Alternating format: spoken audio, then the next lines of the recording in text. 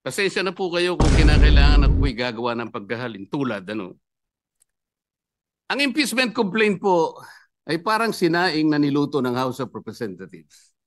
Hilaw po eh. Hilaw na hilaw. Sa Kapampangan, magadto, Mr. President. It declared the whole impeachment complaint constituting the articles of impeachment to be unconstitutional, violative of due process, void ab initio.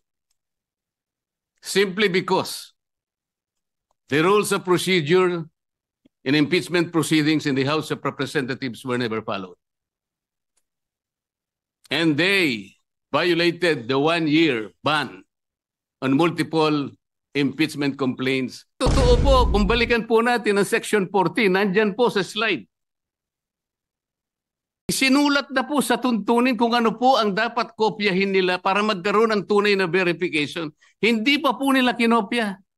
Mr. President, ito po yung contents ng verification na dapat sana yun ang nilagay nila sa complaint. Hindi subscribe yung complaint mo, dismiss ka kagad. Mahigpit po ngayon eh. Ito po, this is an impeachment complaint. You are removing the second highest official of government. Yun lamang pong verification. Sablay na po. President, I rise on a question of privilege. Today, I believe the entire nation awaits the disposition of the matter in regard to the impeachment complaint filed against the Vice President, Sara Zimmerman Duterte. In the light of the recent but unanimous decision of the Supreme Court,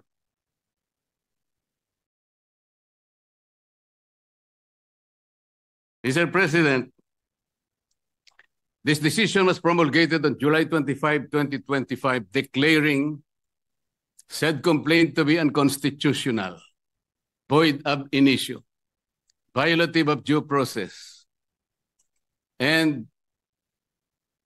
that the Senate in the first place did not acquire jurisdiction over it. Take note, Mr. President, it even said that the decision is immediately executory. But before I continue, Mr. President, let me put on record that the initial proceedings, impeachment proceedings conducted by the Senate in the 19th Congress have never been formally carried over to the Senate of the 28th Congress. I do not know and I'm not aware, I cannot recall of any action so far taken by this august chamber to the effect that the initial impeachment proceedings, which were deemed to have been terminated at the expiration of the 19th Congress at noon of June 30, 2025, have been miraculously brought to life into the present Congress. That having said, Mr. President, I'd like to continue. Mr. President, the decision of the Supreme Court did not dwell on the intrinsic merits of the impeachment complaint filed against the Vice President. It zeroed in merely on the procedures and the processes taken by the House of Representatives. To repeat, it declared the whole impeachment complaint constituting the articles of impeachment to be unconstitutional, violative of due process, void ab initio.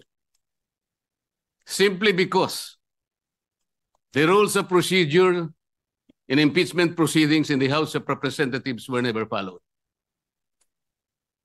And they violated the 1-year ban on multiple impeachment complaints as prescribed under Article 11, Section 3, Paragraph 5, which says that no impeachment proceedings shall be initiated against the same official more than twice. Naku po. Within a period of 1 year. Napakasimple po ng sinasabi doon, Mr. President. No impeachment proceeding should be initiated against the same person more than twice within a period of 1 year. ilan po ang impeachment proceedings, impeachment complaints na ipinail ng House of Representatives? 4 po eh. The first one started in December 2. Sumunod po December 4. Meron pang sumunod na December 19 hanggang sa umabot po ng February 5. Yun nga pong ipinangangalandakan na impeachment complaint which was signed by more than 1/3 of the members of the House of Representatives. Nasunod po ba? Nasunod po ba ang tuntunin ng House of Representatives? Noon pong nag-require ang Supreme Court, Mr. President, tinanong po yung House of Representatives in connection with the 2 petitions filed by several parties before the Supreme Court. One of the items required by the Supreme Court is for the House to give the status of the first 3 complaints filed. Ano po ang sagot ng House of Representatives? Yun daw pong unang 3, the one filed in December 2, December 4, and December 19 were all archived.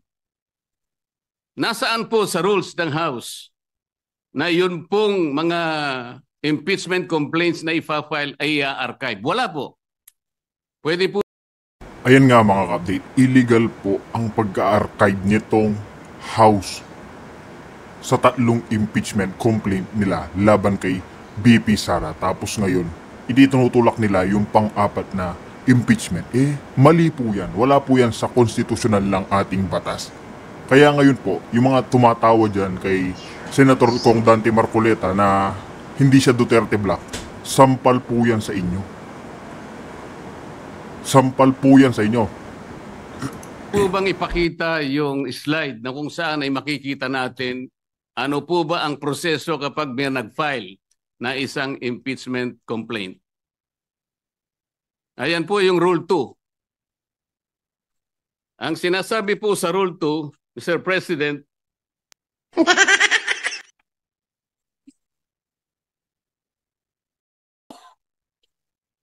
hindi sa Rule 3, sa Rule 3. Rule 2, Section 3. A verified complaint for impeachment by a member of the House or by any citizen upon a resolution or endorsement by any member thereof shall be filed with the office of the Secretary General and immediately referred to the Speaker.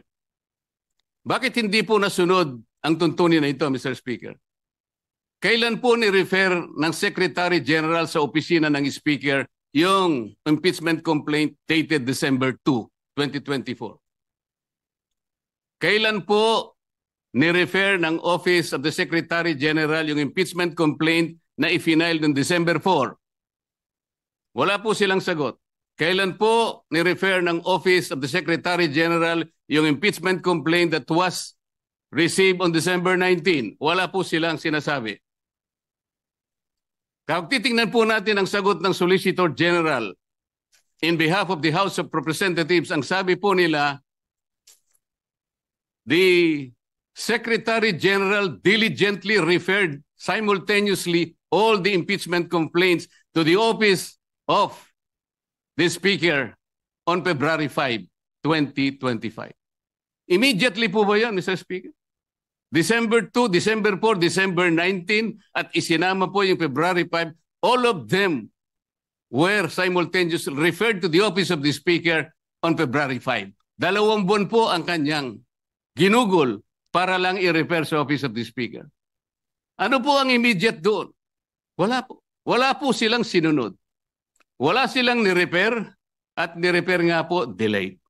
Nung ma-refer po, ang sabi po ng Solicitor General, the 4 impeachment complaints were included in the order of business doon po sa session number 36. You will note, Mr. Speaker, hindi po niya ibinigay bilang annex yung order of business in section number 36. Ang kanya pong ipinakita ay yung journal number 36. Bakit po? Sapagkat hindi totoo na yung 4 na impeachment complaints were included in the order of business. Mr. President, I have a copy of the order of business, session number 36. And I will deposit a copy to the office of the Senate Secretary. for everyone to see and examine for themselves kung talagang in-include nila sa order of business. Wala po. Saan po nila in-include? Doon sa journal. Iba po yung journal sa order of business. Alam po niyo kung bakit lang nalagay sa journal, Mr. Speaker? Idinagdag po nila as additional reference of business. That is not the requirement of the Constitution. Pwede po ba nating makita yung slide, ano yung sinasabi po ng Constitution?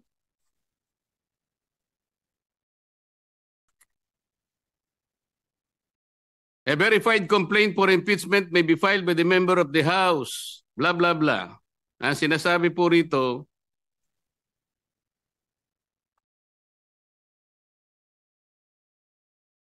iba yun. Hindi po yun. Sorry po.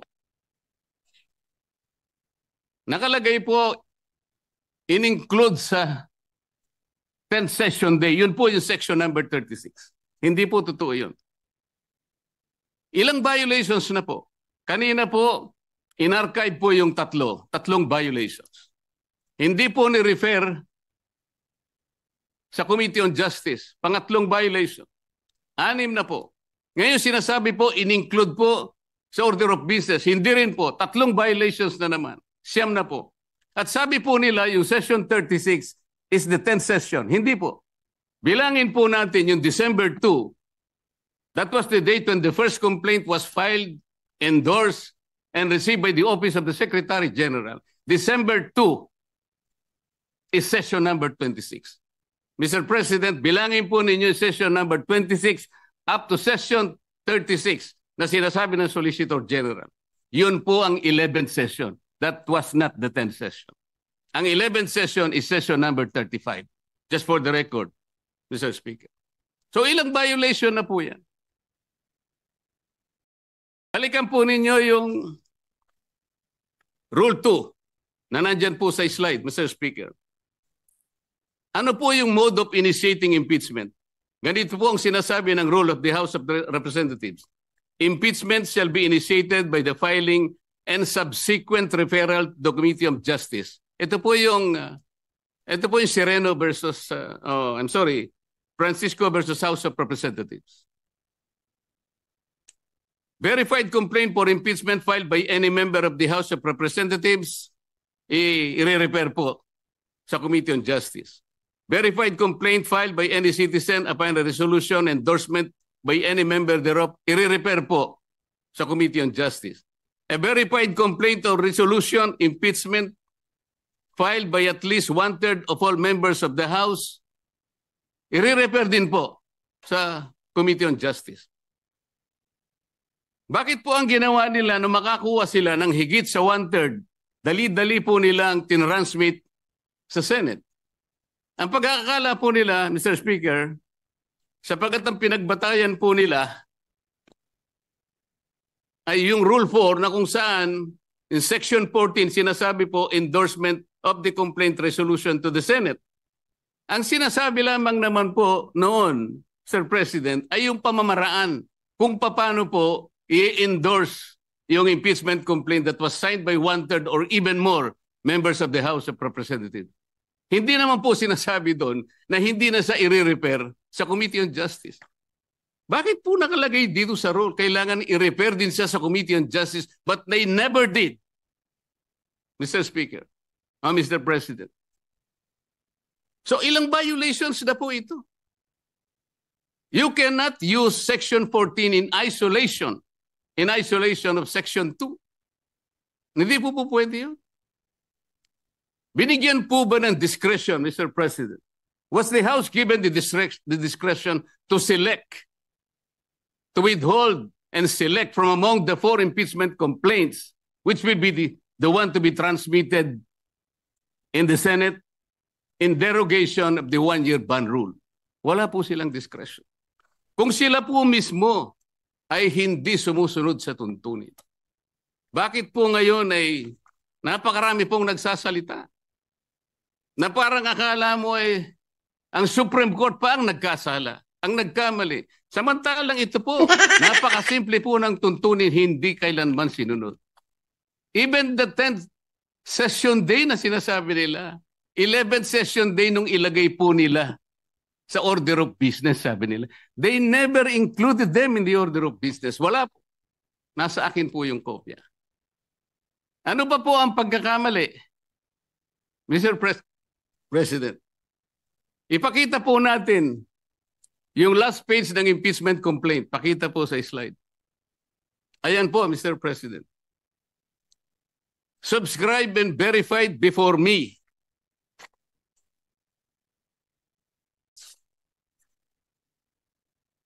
Sabi po ng Secretary General. Tambayin kopya ko rin.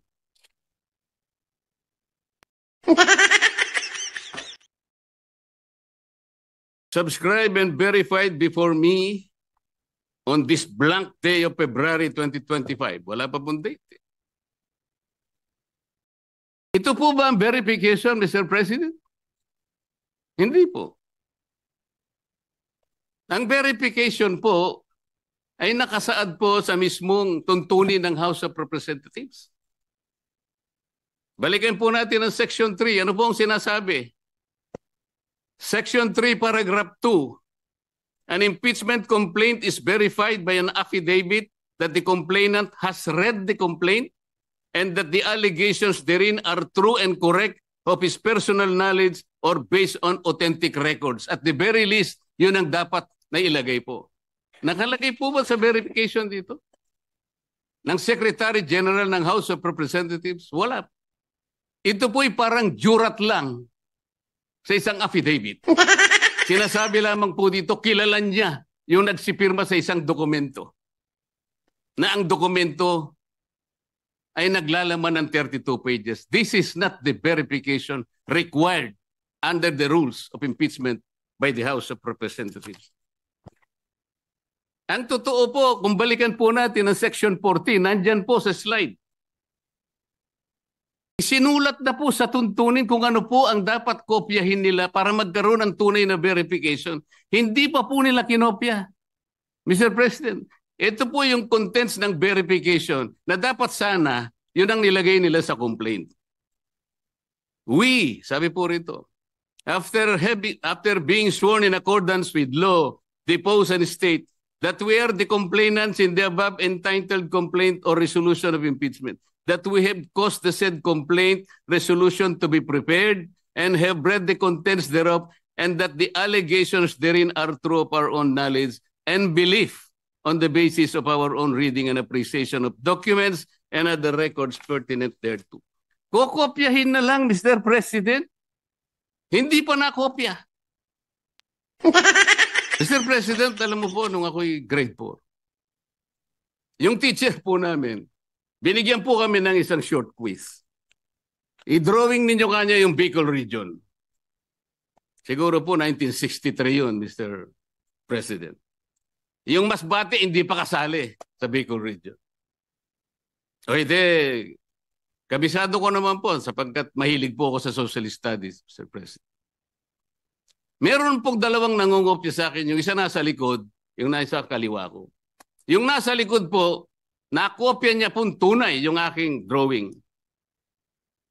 Pinagalitan siya pero ipinasa po sapagkat nakopya niya po yung aking drawing. Yung isa po, nangopya na nga, hindi pa niya nakopya. Ang kinopya po, Masbate. O wala po. Hindi po siya nakapasa. Ano pong ibig ko sabihin dito? Kokopyahin na lang eh. Alam po ninyo sa mga litigation lawyers, practicing lawyers worth their salt. Wala ka lang certification of non-forum shopping, i-dismiss ka ng Supreme Court. Maliwanag po yun. Hindi subscribe yung complaint mo, dismiss ka kagad. Mahigpit po ngayon eh.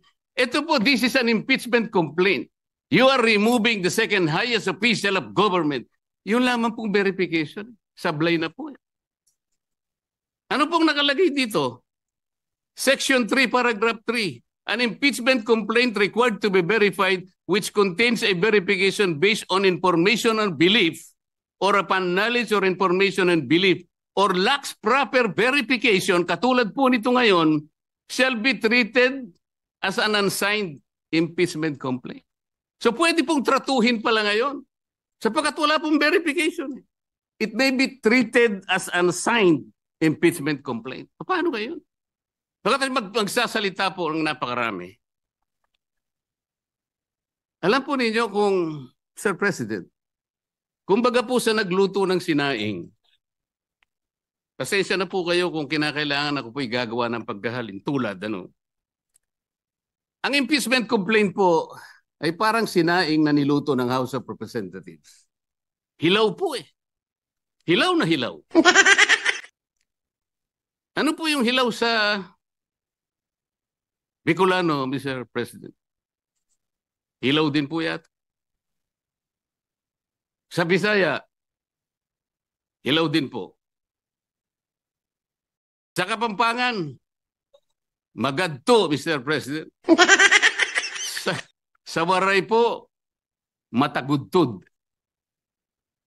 Sa Ilonggo po, lagdos. Sa Ilocano, marakusol. Sana po tama ang aking pagkaka-pronounce. Ang dami pong nagsasalita, Mr. President. Doon lang po sa House of Representatives, isa pong bagong pasok doon. Ngunit patagal na pong nagserbisyo sa ating bansa. Naging senadora, naging Secretary of Justice, naging chairman ng Human Rights Commission. Alam po ba kung ano sinabi niya sa isang panayam? Ito po, nakuha ko. Harap-harapan na tayong niloloko. Kakaibang korte ito. Sana sa palengke na lang final ang impeachment case. At least doon, may nagtitinda ng totoo. Sana po, magtinda po siya ng matagudtod na kanin diyan sa Samar. Baka may bibili kaya. Pwede kaya siyang pumunta diyan sa Pampanga po para magbenta ng magadto na kanin. Kung may bibili, baka sakali. Pumunta kaya sa Panay para magbenta ng lagdos na kanin. Wala po siguro, Mr. President. Baka ngayon dagan dingding, hindi pa patusin. Huwag pong ganun. Ang dami na pong nagsipagsalita. Samantalang hindi po nila nakita. Ang dami, kayo po nagsimula ng mali. Hindi naman po sinasabi ng Korte Suprema na kailanman ay huwag kayong mag-impeach, huwag na kayong mag-file. Ayusin nyo lang po eh. Yun lamang po ang gustong mangyari dito. Ayusin nyo. You want to impeach the Vice President, do it in the right way. Hindi naman po tinignan ng merito eh. Ang sinasabi yung proseso, hindi po nyo sinunod eh. Sinasabi na nga, walang impeachment complaint bukod sa isa. Laban sa isang opisyal sa loob ng isang akalain mo namang 4 po kagad ang ipinay. Pagkatapos yung 4, i-consider mo na isa. Hindi naman po yata tama yun, Mr. President.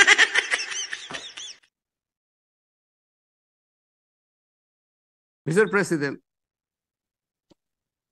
gusto ko pong basahin isang parte ng official statement of the Integrated Bar of the Philippines and the Supreme Court's decision in Duterte versus House of Representatives, August 1, 2025. And I quote, "Disagreement with the court's reasoning is neither unwelcome nor unexpected. Dissent is not foreign to a democracy. It is essential to its survival. But to incite public repudiation of its authority, or even just to call for its outright defiance, erodes the very foundation of the legal order. Such actions disturb the equilibrium of powers and imperil the integrity of our democratic institutions, especially when appropriate legal remedies remain available within the framework of our constitutional system. If every adverse ruling becomes an invitation to disobey, the law ceases to be a constraint on power and becomes its casualty. The Constitution does not require agreement. It demands adherence." Ang sinasabi po ng mga ibang kasama natin, magpapile pa naman ng motion for reconsideration. Bakit hindi natin hintayin? As I said, Mr. President, if you are a practicing lawyer worth your salt, you are confronted with the unanimous decision of the Supreme Court. In a firm voice, it says this is unconstitutional, void ab initio, violative of due process, and the Senate never acquired jurisdiction over this. And it is immediately executed. Parang sinasabi niya sa'yo, wala ka ng room mag-file niyan. Is anyone expecting that even one soul of the members of the Supreme Court will reverse himself? We cannot depend our action, Mr. President, on the fortunes of litigation. Naalala ko pa nga po doon sa kaso ng Francisco versus House of Representatives. The former Chief Justice, Renato Puno, in his separate concurring opinion, naalala ko po ang sabi niya, with the possibility of 2 impeachment complaints reaching the Senate, the good Chief Justice said that the Senate, in the exercise of its primary jurisdiction, can decide the question of whether or not the 1-year bar rule has been violated or not. The Senate can even decide if on its face the impeachment complaint has no legal basis. At ang sabi pa po niya doon, Francisco versus House of Representatives, sabi pa niya ron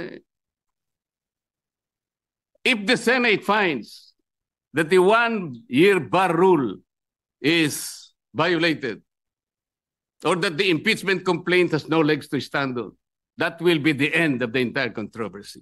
He was saying that let's give all the remedies available to the House and the Senate because of their primary jurisdiction. But when the case is ripe for judicial determination, it was the view of the former Chief Justice that the Supreme Court at that time, and only at that time, when it can speak with great moral authority in order to compel the loyalty, the respect, and the obedience of our people. Mr. President, when the Supreme Court negates the actions of a co-equal branch of government, it does not assert its superiority. Instead, it upholds the supremacy and the dominance of the fundamental law of the land, the Constitution. And so the Supreme Court has already spoken. The last arbiter of law, it says the complaint is unconstitutional, is void ab initio, is violative of due process. The Senate never acquired jurisdiction over this. It is immediately executory. On that note, Mr. President, I respectfully move that the impeachment complaint be dismissed. I so move, Mr. President.